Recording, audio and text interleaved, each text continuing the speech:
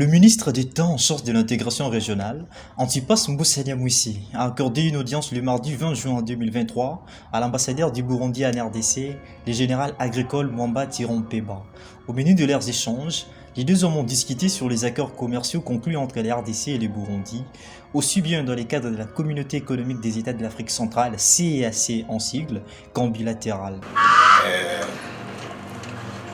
L'intégration régionale est une question de mise, surtout pour la RDC, que ce soit dans le cadre de la communauté est-africaine, laquelle communauté est sous la présidence en exercice de son excellence le président de la République du Burundi. Alors, ça a été une occasion de passer tour à tour certaines questions de mise. Le second point de leur entretien a tourné autour de la célébration du 61e anniversaire de l'indépendance du Burundi, prévu pour le 1er juillet 2023. Ces temps-ci, la représentation burundaise en RDC va saisir l'occasion afin d'inviter le ministre d'État Mboussania Mouissi à prendre part à une cérémonie prévue pour le 8 juillet à Kinshasa, capitale de la République démocratique du Congo. J'en ai aussi profité pour que son Excellence le ministre de l'Intégration régionale puisse rehausser de sa présence les cérémonies en cours de préparation au niveau de la représentation diplomatique du Burundi ici à Kinshasa. Pour sa part, le patron de l'intégration régionale, Mboussania Mouissi, va saisir l'opportunité pour féliciter le Burundi, qui, pour lui, vient de prendre un nouvel élan du développement après une période sombre de turbulences sociopolitiques. Il s'y dénote que les RDC et le Burundi sont tous deux pays membres de la Communauté économique des États de l'Afrique centrale, CEAC en sigle. Cette organisation régionale, qui a notamment pour objectif le développement des capacités de maintien de la paix, sécurité et de la stabilité, ainsi que la mise sur pied des conditions essentielles de développement économique et social intégrées dans la région d'Afrique centrale. C'est bel et bien dans ces cadres que le ministre d'État Mboussania Mouissi a reçu l'ambassadeur du Burundi en RDC dans son cabinet le mardi 20 juin 2023.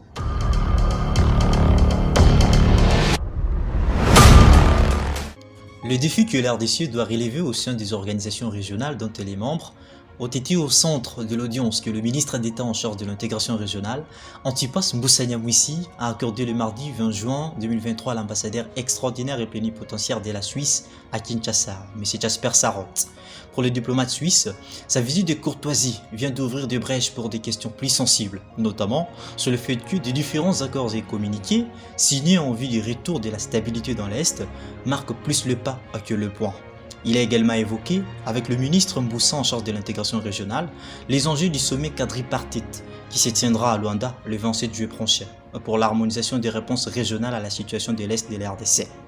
Avec une guerre lancée par les M23 sous l'égide du Rwanda, causant 6 millions de déplacés internes, après une confirmation venue de la part des experts de l'ONU, la Fédération suisse s'est, en effet, engagée à apporter son obol à l'élan de la solidarité humanitaire, au profit de ces infortunés en RDC, qui ont davantage allongé le chapelet de victimes de la politique expansionniste du Rwanda qui fait fi des dispositions pertinentes des chartes de l'ONU et de l'Union africaine, notamment l'intangibilité des frontières héritées de la colonisation. Le numéro 1 de l'intégration régionale a cependant rassuré M. Jasper Sarotte sur les avancées notables opérées par la RDC, notamment dans le cadre de l'accord d'Addis Abeba. Il s'agit des réformes dans les domaines de la défense, la sécurité, de la décentralisation et de la justice. Il a aussi fait remarquer que la RDC s'emploie également à la traçabilité efficiente de ces minéraux avant toute exportation.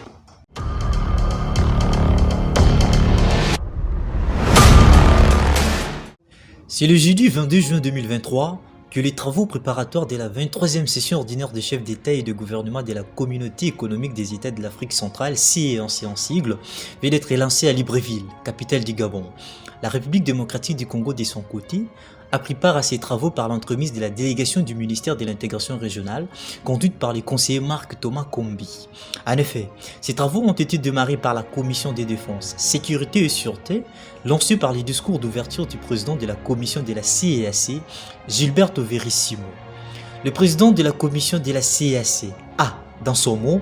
condamné formellement des actes des terroristes et de l'agression de groupes armés étrangers, notamment les EDF et le M23 à l'est de la RDC.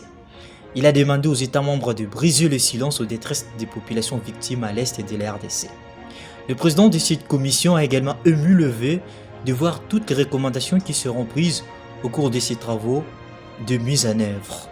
Gilberto Verissimo a par ailleurs profité pour remercier le président de la République démocratique du Congo, Félix Antoine Tshisekedi Tshilombo, pour son rôle de facilitateur en cette période de transition au Tchad. Rappelons que les recommandations de ces travaux seront adoptées par le sommet des chefs d'État prévu le 1er juillet prochain à Libreville au Gabon, dans le pays d'Ali Bongo Ondimba, président en exercice de la CEAC.